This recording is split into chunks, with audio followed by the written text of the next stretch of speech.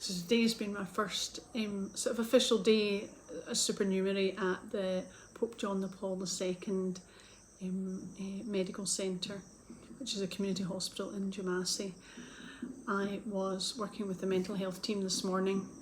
They have a drop-in clinic, so sometimes they're busy, sometimes they're quiet. Today it was quite quiet.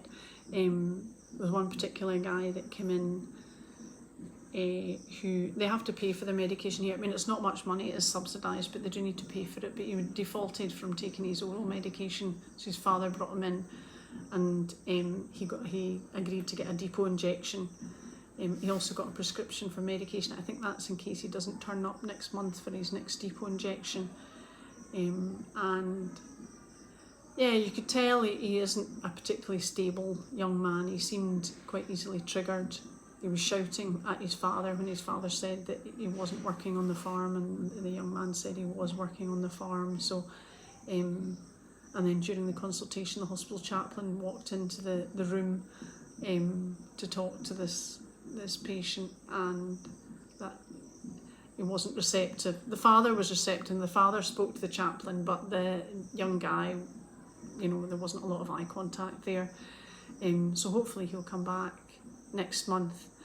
And then I was with the the midwives. They had an antenatal clinic on, and they had a presentation about pregnancy risks in general. They're all quite far on, the mums, and the mental health team did a presentation on mental health awareness during pregnancy and afterwards, and risks of postnatal depression and what to do to get help.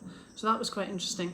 They were nearly all first-time mums, prims, as I now know to call them, in front of the midwives, and they were nearly all women. There was one man there who looked to me at one point to be asleep, but at least he turned up. There was maybe, I don't know, over 40 women in the room. You know, it was like a lecture theatre with rows of chairs, so it was good. So tomorrow I'm going on a home visit with the mental health team in the morning, and I'm working with the midwives in the afternoon, just shadowing and observing. But the midwives have been the most receptive of all the departments that I had a tour of in the last couple of days. So, and I think, because I said to them that problems in pregnancy and with babies are universal. It doesn't matter whether you're in America or Australia or Ghana or Scotland. There's still complications and risks that we need to be aware of, and supporting mums and helping babies thrive. And I don't know, they seem to quite like that. So they're happy for me to go in and spend time with them tomorrow. And back here, the plumber's been and fixed the shower, although he's going to come back and do the tiling because the shower wasn't working very well. And I've now got a religious icon in the room, which I don't know whether the nuns put that in when the plumber was in. I'm not very sure, but I'm going to look after it. And the nuns asked me about going to Mass, so I've agreed to go to Mass on Sunday. They go to Mass every morning at 6, and I just thought I'm not agreeing to that, because then I'm stuck doing it every day, and I'm not religious. But I have said I'll go on Sunday, because I think if I don't go, it won't go down well, and I want to be part of the community, and I think a lot of local people will go, so I'm going to go to that.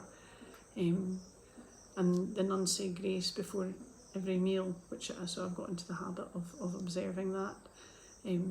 So I taught them the Selkirk grace, which they liked. I have to read it because I don't know it off the top of my head. Some him eat and canna eat, and some would eat that want it. But we him eat, and we can eat, so let the Lord be thanked.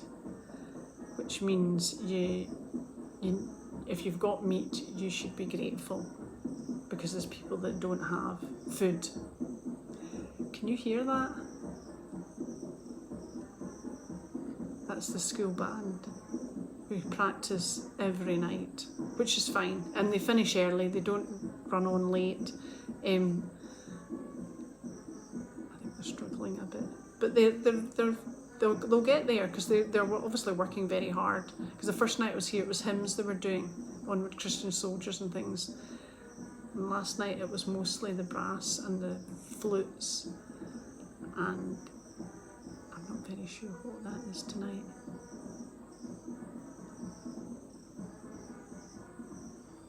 I know I'm going to end up at that secondary school at some point, because I know that they'll have to do a tour, and I'll go to the school and speak to the pupils, and most of them speak good English.